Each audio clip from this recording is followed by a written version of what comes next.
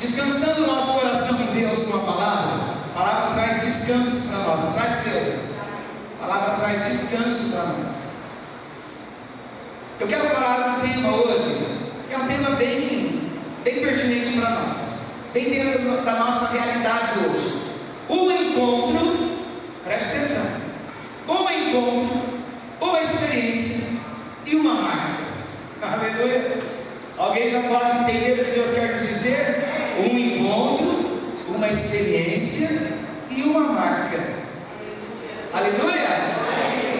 Para que você veio aqui? Na verdade, nós não nos encontramos literalmente com quem vive com a gente, não é? Há um cântico que, desde que eu me converti, a gente cantava, um corinho que a gente cantava. Nesta noite feliz, neste santo lugar, um encontro com Deus, seu amor é real, sua paz gozarei, eu marquei um encontro com Deus, eu marquei um encontro com Deus. Este santo lugar de oração, seu amor é real, aleluia.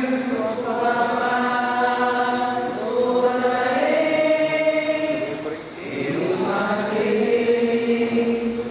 um encontro.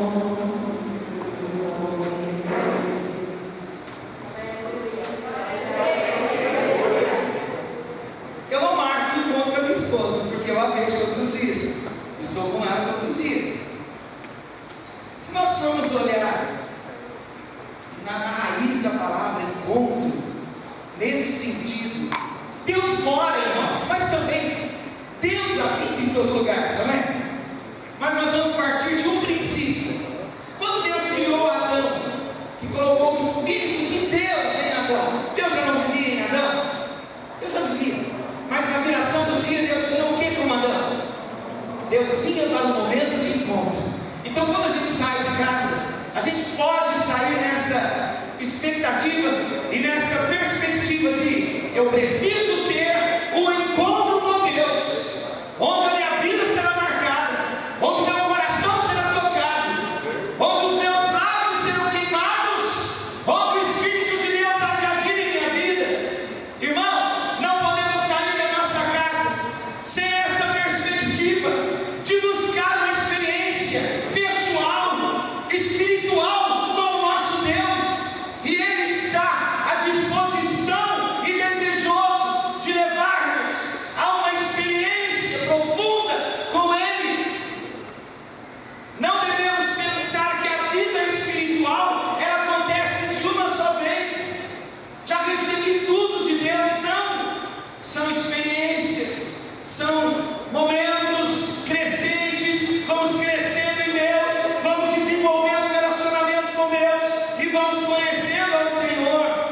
E para crescer espiritualmente, nós precisamos ter vários encontros com Deus, nesse sentido de ter comunhão, de reservar um lugar, porque comunhão com Deus nós temos no ônibus, nós temos no carro, nós temos dirigindo, nós temos no nosso trabalho, temos conversando com as pessoas, não é assim? Estamos ligados com Deus, estamos sabendo o testemunho, estamos ligados com Deus, mas não é diferente quando você entra no seu quarto, coloca uma música, não é, Simone? Não vem coreografia, quando você se fecha, é um momento de encontro com Deus. Os líderes de casais aí, nós tivemos a notícia começar essa semana, para ter uma palavra de Deus, não tem que fechar o momento, tem nada, Betinho, não tem, Paulinho? Se fechar, Maeda, não tem? Aquele momento de encontro, onde Deus toca, onde a palavra toca lá no profundo, onde vamos sendo convencidos pelo Espírito, onde Ele vai tocando na nossa razão e vai trazendo entendimento para nós. Cleusa, quando você com a Ayara, a Eliane, a Neuza e outras irmãs e irmãos, quando vem para a intercessão no domingo, antes do culto, não vem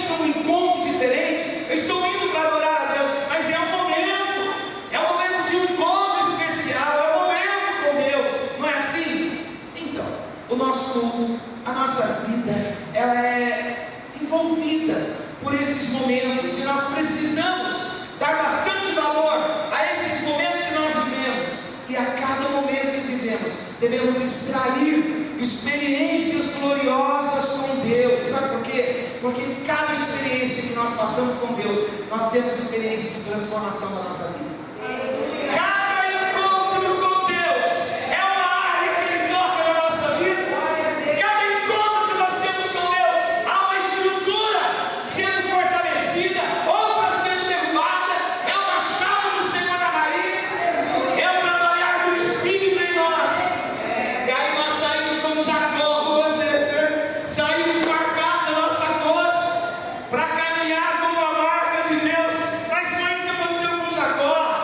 Deus já estava cercando Jacó há bastante tempo, falando com Jacó de diversas formas, e Jacó estava dizendo: o que eu vou fazer? Meu irmão vai me matar. Comunhão com Deus, ó, pensando coisas espirituais na hora de voltar para consertar toda a bagunça que ele mesmo havia feito. Eu tenho que voltar, e Deus falando: volta mesmo. Então, eu vou colocar a família na frente. Então, coloque mesmo.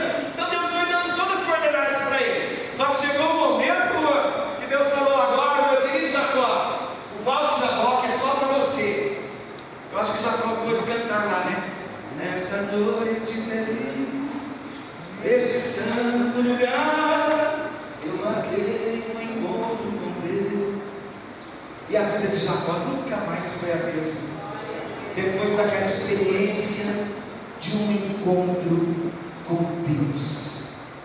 Quantos querem ter uma experiência pessoal? Não é ver o pastor orando, ver o outro orando, se empolgar na fé do outro, mas é ter uma experiência pessoal com o Senhor. Quantos desejam? Amém. Uma Terezinha, nós desejamos isso na noite de hoje, desejamos?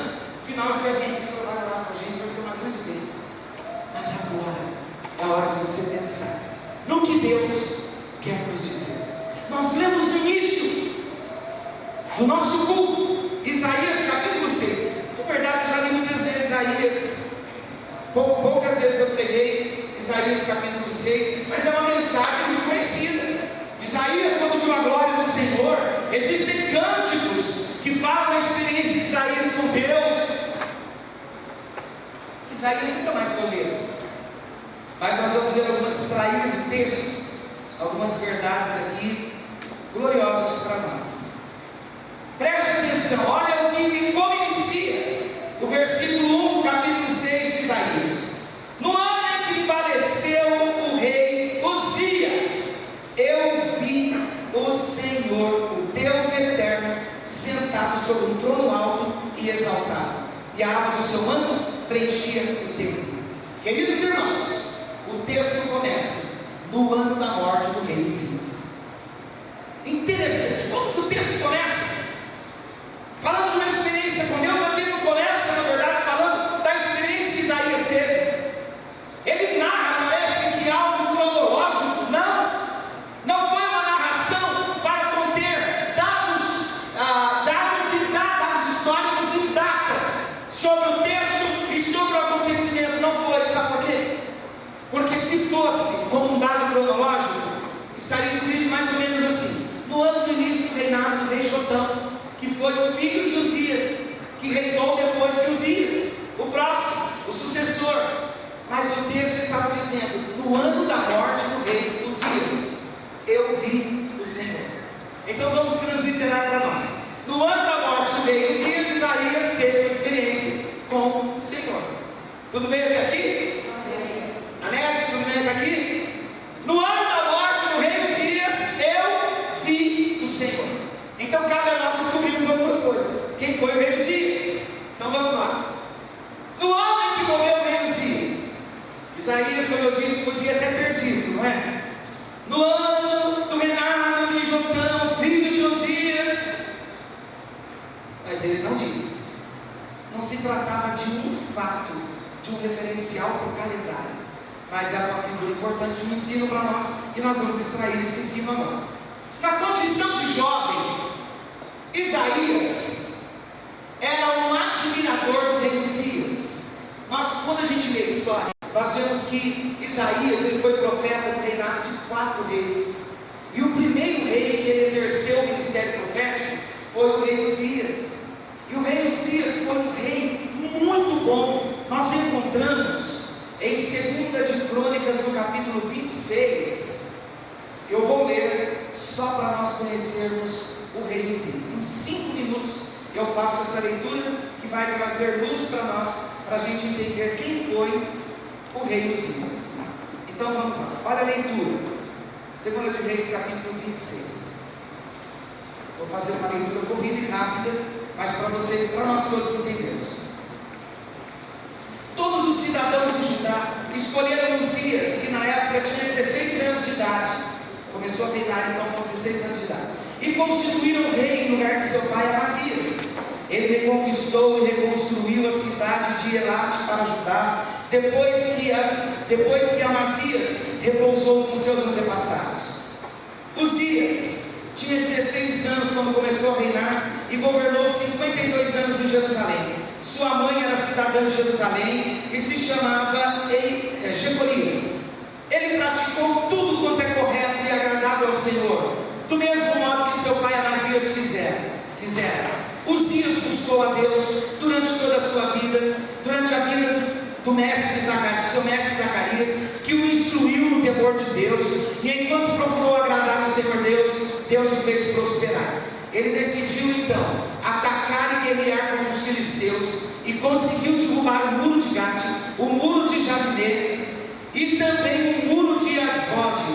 Além disso, ele edificou cidades na região de Asdod e em várias outras partes do território dos filisteus. Tudo isso por quanto Deus esteve ao seu lado contra os filisteus, contra os árabes que viviam em Gurbaal e contra os Meunitas.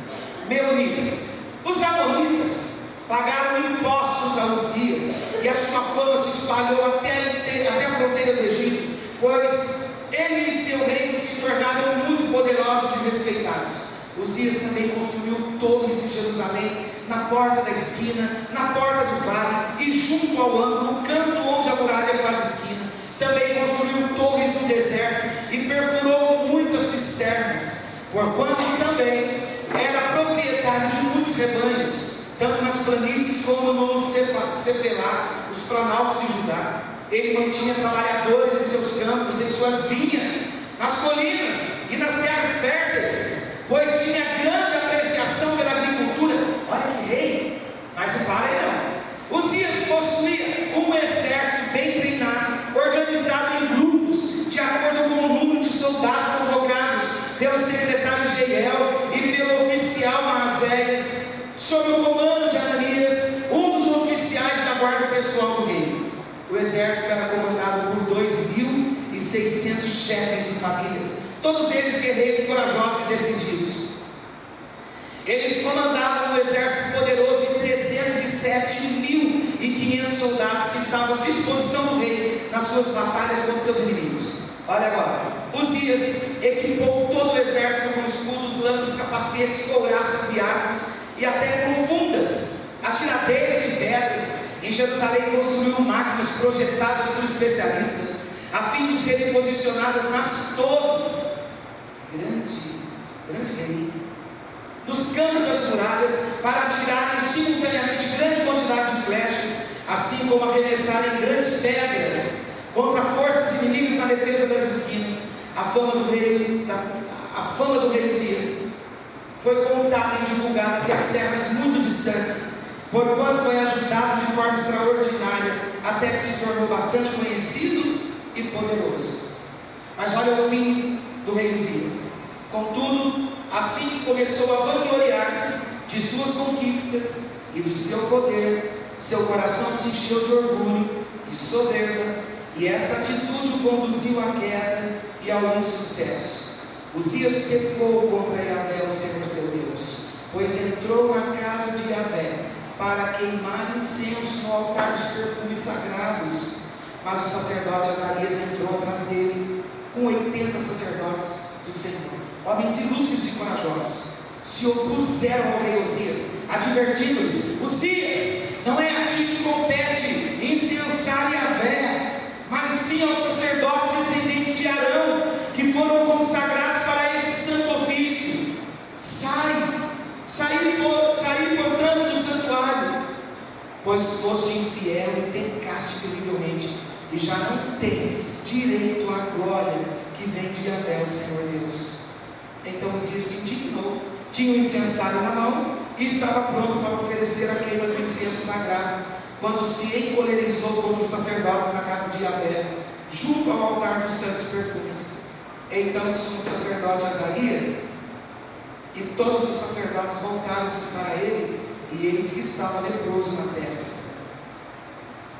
E apressadamente o lançaram fora, até ele mesmo se deu pressa e saiu, logo ao notar que o Senhor o ferira.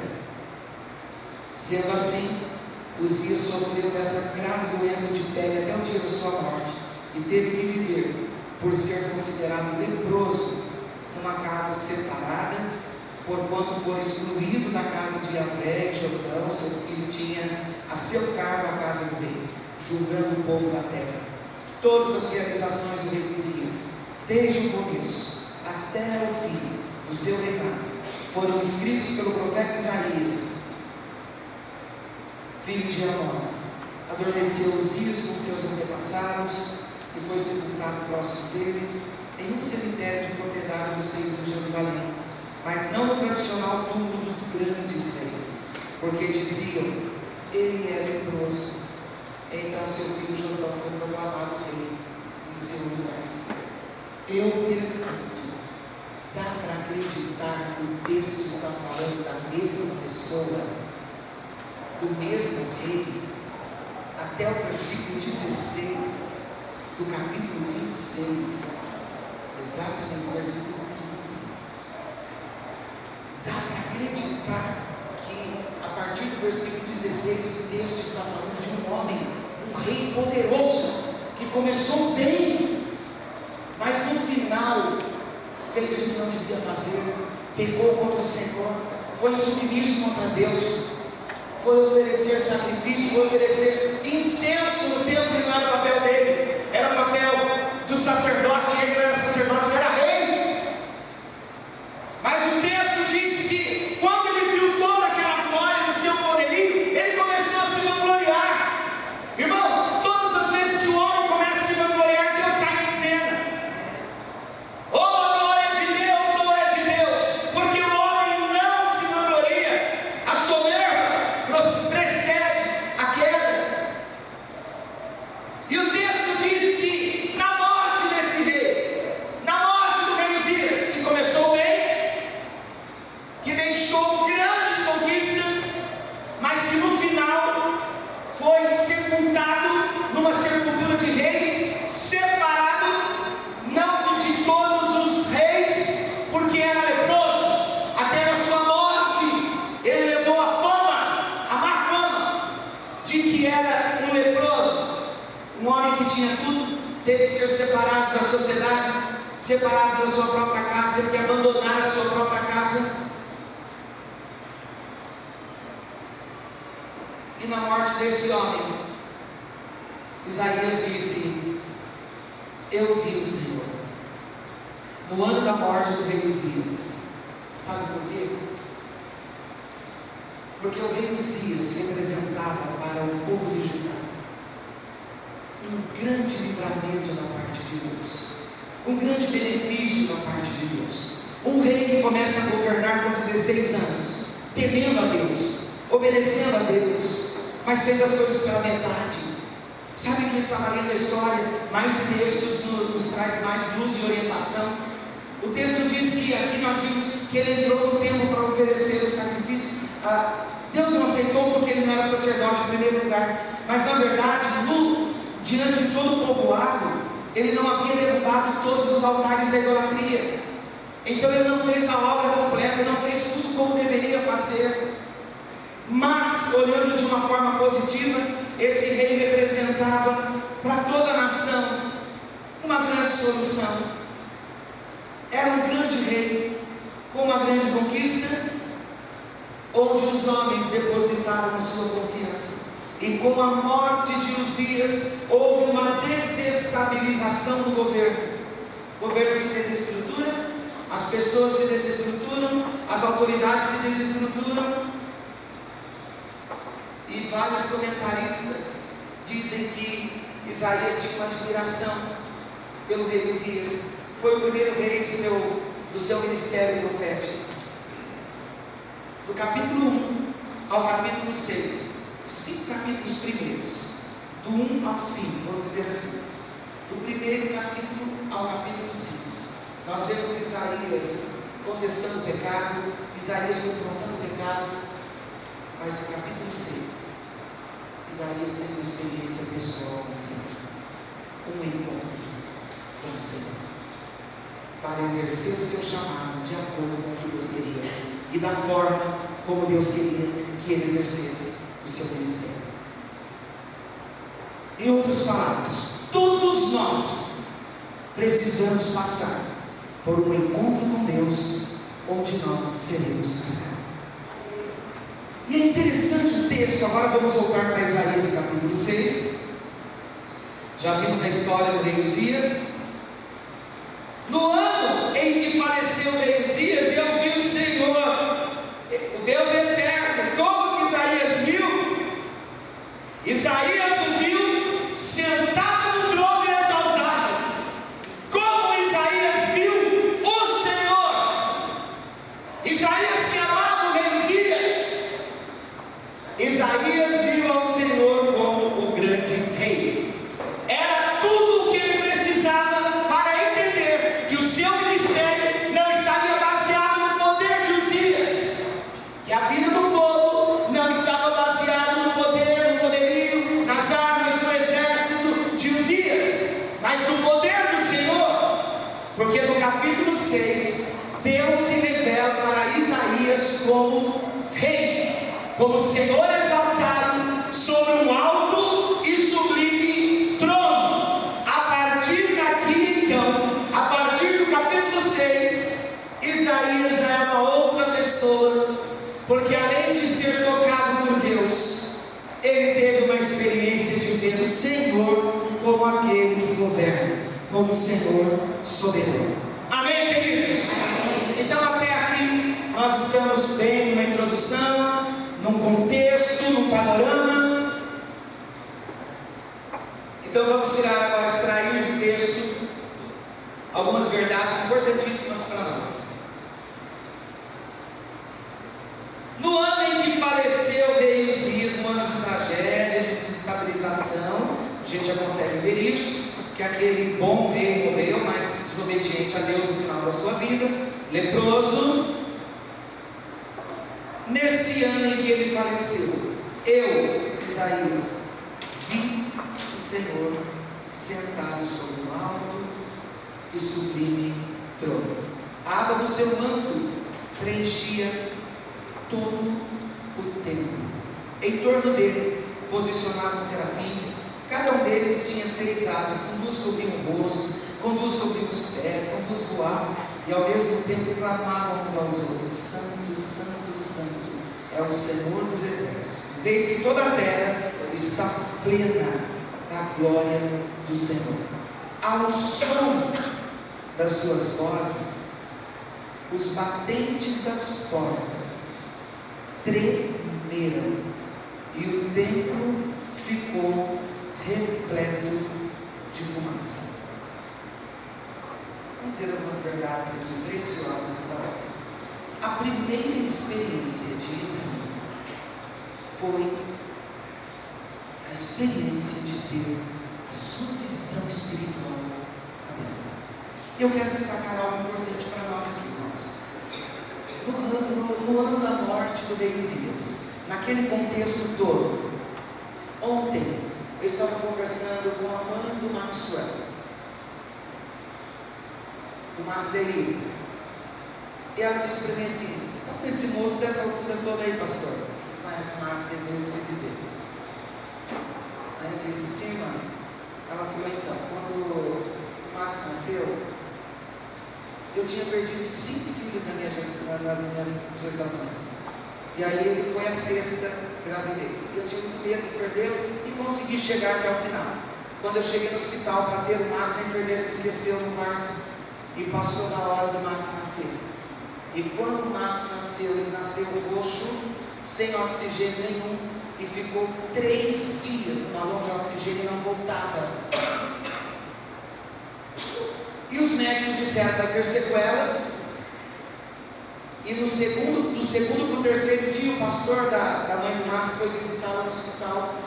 Ele disse para ela assim: irmã, eu vim aqui para orar por você e vim para orar pelo bebê, mas eu só vou orar se a senhora concordar comigo no propósito. Aí o pastor disse assim: eu sei que é alegria para a senhora sair desse hospital com a criança no colo, e seria alegria para mim também como pastor, mas eu só vou orar se a irmã concordar de orar para Deus fazer a vontade dele, porque se Deus quiser levá-lo, Deus vai levá-lo e vai ser o melhor. Então é hora da irmã entregar ele para o Senhor. A irmã entrega, ela não tinha opção, ela estava rendida. E ela disse: eu entrego o meu filho ao Senhor. E o pastor orou: Deus, se o Senhor quer levar essa criança, o Senhor leva, mas se o Senhor quer dar vida para essa criança, faz ele voltar sem sequela nenhuma. Ela disse: pastor, no terceiro dia eu estava pegando meu filho do colo, ele voltou na madrugada do terceiro dia, depois da oração do pastor. E aí ela disse assim: todas as igrejas que eu vou, eu testemunho o que Deus fez na vida do meu filho. E eu olhando para ela, e me veio uma frase: todos nós somos marcados com experiências com Deus. Por isso que me veio esse texto. Deus falou comigo ontem à noite: no ano da morte do rei Uzias, eu vi o Senhor. No ano da morte do rei poderoso, no ano em que eu perdi o emprego, no ano em que meu filho bateu o carro, no ano em que eu fui acometido por aquela enfermidade, eu vi o Senhor. No ano em que minha família se levantou contra mim, eu vi o Senhor. No ano de grande aflição, eu vi o Senhor. Sabe o que o texto nos ensina? Deus tirou o braço do homem de cena para dizer que era o braço dele que iria dominar. E o profeta Isaías teria que colocar a sua confiança em Deus, porque como profeta, ele teria que pregar para os povos na força do Senhor. Então ele precisava conhecer o Senhor. Então Deus tirou de cena aquele a quem ele admirava, a quem não só ele, mas toda a nação colocava toda a confiança e toda a força, o rei Uzias. E então está lá Isaías, no ano da morte do rei Uzias. Meu irmão, você tem uma marca de Deus na sua vida? Lúcia, a gente tem marca, porque não? Desde a musical temos marca, temos? Eu amo quando vocês estão na igreja, de verdade. Vocês começaram comigo, faz parte do meu coração, mas dá uma alegria tremenda quando vocês estão aqui. E para vocês seria chover no molhado perguntar se vocês trazem marcas de Deus em situações difíceis. Não traz? Aí eu pergunto, irmãos, por quê? Vamos dizer assim, entre aspas, por que Deus prefere acenar para nós nos momentos de perda, de luta, de dificuldade? Se eu for chamar pessoas aqui para testemunhar, várias pessoas poderão dizer assim: pastor, eu tive uma experiência com Deus no momento mais difícil da minha vida. Não é assim que se resume? Creia, não é assim? Não é assim, Rosângela? É assim. Somos tocados por Deus. Ele se manifesta em momentos da morte do rei Uzias. Então vamos dar mais um passo. De repente, nesta noite, você precisa fazer morrer o seu rei Uzias para ver o Senhor. Uns confiam em carros, outros em cavalos. Acabamos de cantar aqui. Os que confiam no Senhor são como o monte Sião, que não se abala, mas permanece para sempre. O próprio salmista diz: uns confiam em carros, quer dizer, no rei, na força do braço, outros em cavalos, do exército do rei. Mas nós faremos menção do nome do Senhor. Quantos Uzias estão nos nossos altares, irmãos? A força do nosso braço, as nossas construções, as nossas edificações, tudo aquilo que nós fizemos com a nossa própria força, do que nos vangloriamos. Isso eu fiz. É preciso matarmos dentro de nós. Para amenizar um pouco mais, é preciso colocar diante de Deus para que os Uzias sejam mortos, para que tenhamos uma experiência com Deus. Deus quer nos marcar, irmãos. Nós vivemos num mundo pós-moderno, onde estar na igreja, as pessoas dão risada daqueles que vão na igreja, porque a vida hoje consumista, ela é tão grande, a elite toda, essa coisa, é uma coisa muito podre a estrutura, mas tem um brilho muito grande.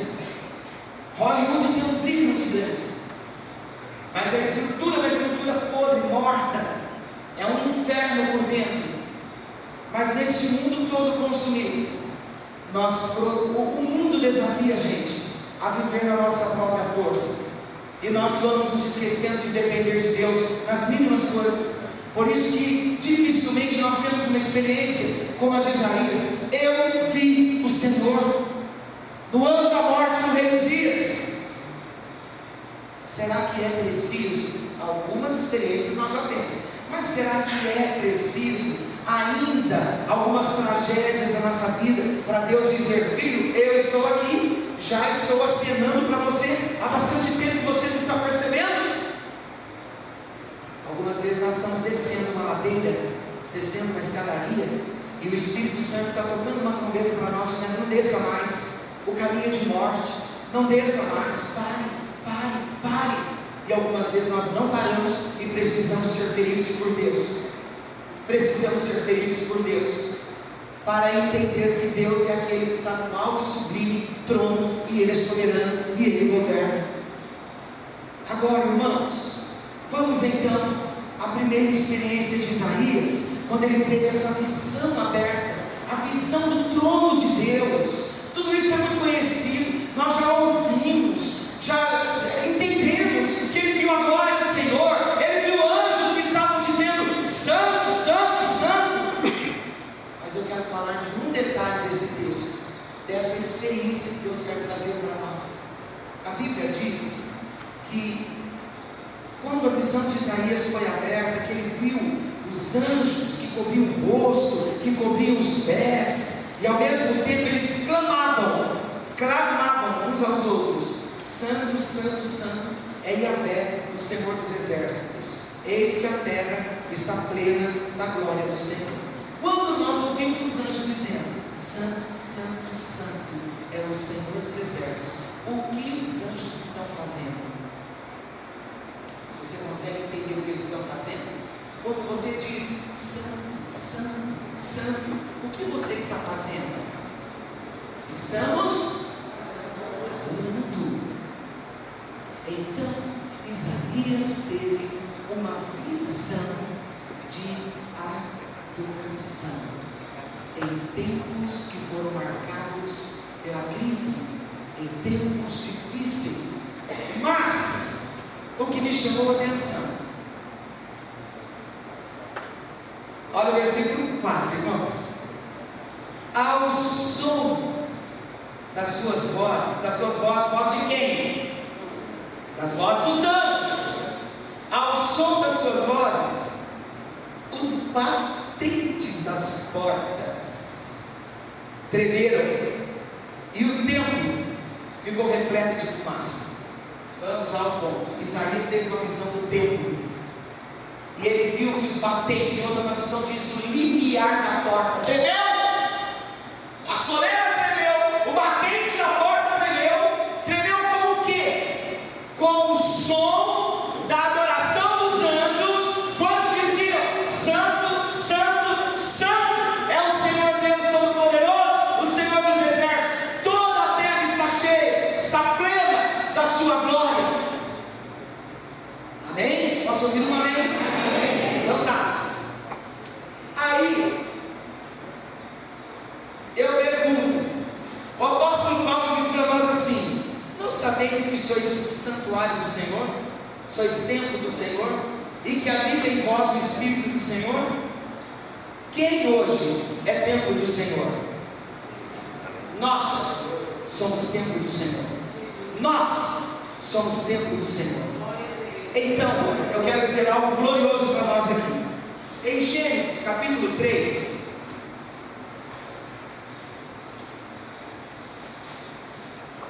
versículo 8, o texto diz assim: quando Adão já havia pecado contra Deus, mas Deus havia criado Adão para o adorar.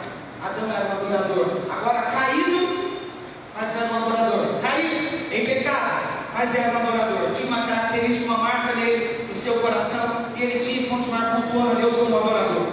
No versículo 8 diz assim: quando Deus foi se encontrar com Adão, e ali o momento do confronto, aquele momento de amor, na verdade. Naquele dia, quando soprava a brisa vespertina, o homem e sua mulher ouviram o som da movimentação de Yahvé Deus, que estava passeando pelo jardim, e procuravam esconder-se da presença do Senhor entre as árvores do jardim. Deus criou o homem para ter um encontro com o homem. Deus criou o homem para que o homem o adorasse. Todos os encontros que Deus tinha com Adão, quando Deus chegava lá no Éden, o limiar da porta, o batente da porta do coração de Adão tremia com a chegada, com os passos, com o barulho do movimento da presença de Yahvé. A presença tomava o jardim, e Deus fazia daquele jardim o seu santuário, onde o homem o adorava. Mas agora o homem cai, e nós vemos a sequência toda de pecado, e vemos o rei Uzias sendo ferido por lepra, porque não era o ofício dele entrar no templo para adorar a Deus, para oferecer incenso. Aí nós encontramos lá no livro de Pedro, na primeira epístola de Pedro, capítulo 2, versículo 9: vós sois geração eleita, nação santa, sacerdócio real. Isso fala alguma coisa com você? Eu vou explicar. Uzias não pôde entrar no templo para oferecer incenso ao Senhor, mas nós podemos entrar no santuário do Senhor como sacerdotes para voltar a oferecer incenso de adoração ao nosso Deus e não sermos tocados e feridos pelo Senhor com lepra. Aí eu digo mais: o que Isaías ouviu agora, olha irmãos, agora não é a chegada do Senhor, agora é a voz de adoração que sai de dentro do adorador e que toca o coração de Deus dentro do santuário do Senhor. A Bíblia diz que o limiar do templo tremeu ao som das vozes, o batente do templo tremeu ao som das vozes, o batente do nosso templo, os portais da nossa alma precisam tremer quando levantamos a nossa adoração, o nosso altar de adoração ao nosso Deus. Por isso somos sacerdotes, por isso fomos comprados com o sangue precioso de Jesus, para trazer até a terra a presença do nosso Deus. Irmãos, sabem quem? O único templo e a razão pela qual o templo treme era como um eco. Imagina a Bíblia, a visão que Isaías teve do santuário e Deus sendo adorado no alto sublime trono. A Bíblia diz que ao som da voz dos anjos a porta tremia. Então era como um eco. A adoração batia na presença de Deus e Deus aceitava a adoração e dava a devolutiva. Aceitei a adoração, marcados como adorador, anjos adoradores. Isaías viu isso, e Deus estava desafiando Isaías a se levantar, não na força de Uzias, mas como verdadeiro adorador, entendendo que em tempos de crise, o limiar do templo, o batente do templo precisa ainda tremer. Eu pergunto: quanto tempo faz que você já não sente mais a presença do Senhor? Quanto tempo faz que já não tem, que você já não sente mais, aquela visitação de Deus. Quando nós, olha, a tradução aqui é maravilhosa. O barulho do movimento da presença do Senhor. Quanto tempo faz que você já teme? Isso fala de tremor, irmãos. O batente do templo tremer fala de temor diante da presença do nosso Deus. Isaías teve essa visão espiritual aberta. Sabe o que Deus quer fazer na terra? E as pessoas falam muito hoje, mas é muito pouco, não tem. As pessoas falam, nossa, existe congresso, simpósio, existe seminário, existe tudo de adoração, mas são poucas adorações que tocam o coração de Deus. Sabe por quê? Porque não tem voz de adorador, não tem voz que treme o batente do templo, não atrai a presença do nosso Deus como um eco, que faz voltar, que faz aquele som como um redil, voltar e soar de volta, a ponto das estruturas do templo não aguentar. Eu pergunto, irmão, quanto tempo faz que você não tem um encontro com Deus, a ponto do seu limiar, da porta do seu templo tremer, do batente do seu templo tremer? Hoje é a noite desse encontro. Aleluia! Hoje é a noite desse encontro.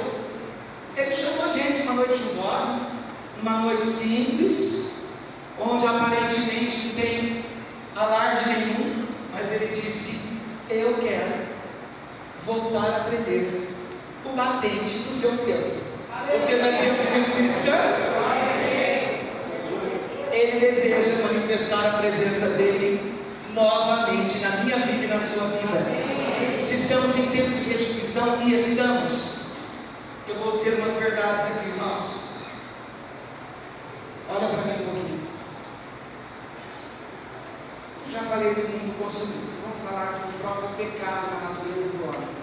O pecado, ele vem tão em conta-gotas, e a gente vai abrindo tanta brechinha, uma brechinha hoje, uma brechinha amanhã, que a gente muitas vezes chegamos na igreja, e a gente chega tão estonteado na igreja, tão abatido, tão desanimado, e aí, meu Deus, o outro fala, e a palavra já não entra mais. É falta da visitação da presença de Deus, e a pessoa vai sendo convencida. Está tudo bem, você está indo na igreja, tá bom, já está indo, pior se ficar assim em casa. Olha por esse lado, que bom, já está indo na igreja. O primeiro passo está certo, tá bom, está indo na igreja, mas estar na igreja não é suficiente, não. Tem que estar aqui e ter uma experiência de um encontro com Deus. Amém. Tem que chegar na presença de Deus e fazer valer o estar na presença de Deus de verdade. Tocar a glória, ser tocado pela glória, ouvir anjos adorando e dizer: Deus, eu quero adorar junto com os anjos. Não tenho essa excelência na adoração, mas eu quero buscar a excelência na adoração. Por que algumas vezes, e a pessoa não está meio cansada na fé, sem dizer nada, como eu acabei de dizer agora? Na verdade, assim é mais ou menos o retrato do rei Uzias. Está dentro da igreja leproso. E Deus não quer leprosos dentro da igreja, não precisamos mais, porque Ele deu para nós o ofício que Uzias não tinha. A única coisa que nos traz lepra hoje é o nosso próprio pecado, e o pecado é de rejeitar a adoração ao nosso Deus. Então, cantamos agora há pouco aqui, olha: e nos convida à sua mesa. Uma música maravilhosa. Ai, pastor, conhece? Eu já conheço, pastor, quando gosta da música, furo disso. Mas é mais ou menos isso, sabe por quê? Porque enquanto a gente canta uma vez, canta duas, canta três, o Espírito Santo está ministrando aquela mensagem no profundo do nosso coração. E nós sabemos quando existe canção que consegue tocar o coração de Deus, e nós atraímos a unção do Espírito até o nosso coração, e a gente sabe que Deus vai cuidar da igreja. Ai, irmãos, a adoração vai subir nesse lugar, e o templo vai tremer, o limiar do templo vai tremer. Em outras palavras, as nossas estruturas tremerão e temerão diante do Senhor, e nós não vamos mais ser os mesmos. Isaías viu, e eu quero ver. Eu posso ver, você pode ver. Não é literalmente, irmãos. Deus, estou sentado aqui já faz 10 anos dentro da igreja, e eu quero literalmente a experiência de Isaías. Não é da mesma forma. Deus quer te dar uma experiência pessoal. Uma experiência experiência pessoal de um encontro glorioso. Aí sabe, irmãos, de verdade, o que eu pensei nessa tarde, que de verdade tremeu assim o templo, batente no templo, nesse momento de comunhão com Deus, que Deus está nos chamando. É como lá no Éden, por isso que eu fui li o Éden, aquele encontro de Deus com o Éden, que Deus entrava no jardim. Os nossos encontros com Deus, Ele tem essa liberdade, irmãos. Embora o Espírito Santo esteja aqui, mas entenda nesse contexto de encontro, Deus da glória. Imagina, esse Deus da glória sair da glória e atravessar o portal da sua casa, atravessar o portal do seu templo. E aí, quando o templo, o batente começa a tremer, sabe por quê? É por causa da visitação, da presença do Senhor. E Ele deseja que nós busquemos essa visitação, e essa visitação, ela é pessoal, Ele quer dar para todos nós. Isaías viu, mas nós também podemos ver. E aí, no nosso momento de comunhão na igreja, em casa, na semana, você sente aquela presença gloriosa que chega, que inunda aquele calor que queima o rosto, parece que você está exposto ao sol do meio-dia, e você sente que o coração treme, você sente aqui que o estômago vem aquela, não é assim? É a presença, é a visitação, é o Senhor quando passa pelo portal do templo. O templo não aguenta, não resiste à presença, e sofre o reflexo da presença, da glória do nosso Deus. Isaías viu anjos adorando. O que Deus quer de nós?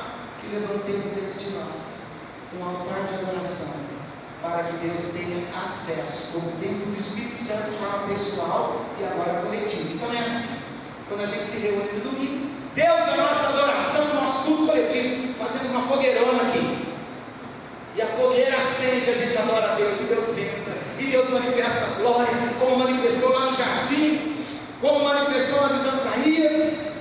E quando a gente vai embora para casa, a fogueirona apaga? Não, eu vou com a minha brasa, eu vou com a minha fogueira pessoal. E essa fogueirinha pessoal é onde o altar do holocausto, do incenso, o candelabro, onde a glória de Deus está presente, e onde a gente faz a nossa devocional, a nossa adoração, a nossa oração de forma pessoal, e a gente sente lá o movimento da presença do Senhor. Ei, Jesus! E tem dia que Ele chama, tem dia que Ele segura. Esses dias eu tinha que fazer tanta coisa na cidade, eu subi e desci aquele elevador 3 vezes. Aí eu fiquei sem graça, porque a gente é monitorado, né? Eu cheguei na portaria e falei para a moça assim: Liane, não aguento mais, terceira vez que eu estou subindo e descendo, e cada hora que eu subo eu esqueci algo. Aí tinha uma senhora lá na hora, acho que no 7º ou 8º, ela falou: você tem que se benzer. Eu falei assim, aí eu só olhei para ela e ri. Eu falei assim: não, sabe o que é? É livramento do Senhor. O Senhor sabe como nos segurar aqui em determinados momentos. Ela falou assim: não é que você tem razão? Eu falei: então, enquanto eu estou preso aqui no sobe e desce elevador, Ele está me livrando lá fora de acidentes e de tantas coisas ruins. Eu vou achar ruim? Não. Aí por último, meu Deus, vou lá deixando o negócio, estou esquecendo o negócio. Aí quando o pendrive está lá, e não sei, está lá em cima, mas coisa assim básica que não era para esquecer. Aí eu falei: eu entendi, Senhor. Daí eu pude falar um pouquinho lá para a semana. Eu falei: não, é livramento do Senhor. Aí quando eu voltei para a terceira vez, agora eu estou indo. Ela: vai com Deus. Eu falei: amém, com Deus eu vou. Queridos irmãos, deseja uma experiência pessoal. Esse Deus é um Deus de amor, mas de amor, que Ele quer nos envolver nesse manto de mistério, nessa glória tremenda, e Ele quer abrir o céu para nós. Muitas vezes crentes passam a sua vida lamentando, lastimando, murmurando, reclamando, não tem uma vitória para contar. Sabe por quê? Porque não tem experiência de ver Deus entrando no seu santuário, de oferecer louvores no altar de adoração de dentro do coração. Então o nosso desafio hoje é fazer uma construção, e a gente vai começar com a construção de um altar dentro do nosso coração. Como Deus visitava os altares? Os homens de Deus construíam um altar e faziam a sua oferta ao Senhor. Então hoje, figuradamente, profeticamente, nós vamos construir um altar chamado altar de adoração. E nós vamos pedir ao Senhor: Senhor, todo dia eu vou colocar nesse altar uma adoração ao Senhor. Eu sei que o Senhor vai receber a minha adoração, porque enquanto o Senhor vier para buscar a minha adoração, quer dizer, o Senhor vai estar entrando aqui, dentro do meu templo, passando pelo limiar, entrando no meu templo, tocando a minha vida, e me fará sentir a tua presença. E cada vez que eu sentir a tua presença, mais eu vou te adorar, porque mais transformado eu serei. Amém. Acreditam nisso? Amém. Então nós vamos juntos hoje construir um altar de adoração, porque nós queremos ter essa experiência de Isaías, de ver a glória do Senhor. Nossa vida não precisa ser marcada por quando fulano morreu, quando foi acometido por essa enfermidade eu vi o Senhor. Eu vi o Senhor numa noite em que o pastor nos desafiou a construir um altar de adoração. Eu cheguei na minha casa, pastor, eu não dormi, porque a glória de Deus me tomou a madrugada inteira. Eu tive uma experiência de novo nascimento, de conversão, de santificação. Os meus olhos foram tocados como de Isaías. E eu não vou desistir mais, pastor, porque agora eu conheço Deus. Aleluia! Pastor, é só isso? Para hoje é. Domingo que vem tem mais de Isaías. Nós vamos começar hoje com o altar de adoração. Vamos ficar em pé e vamos falar com o nosso Deus, dizendo a Ele: Deus, eu quero construir esse altar de adoração. Quero chamar aqui pastores, presbíteros, pastor Adão, que está aqui conosco, a Luísa.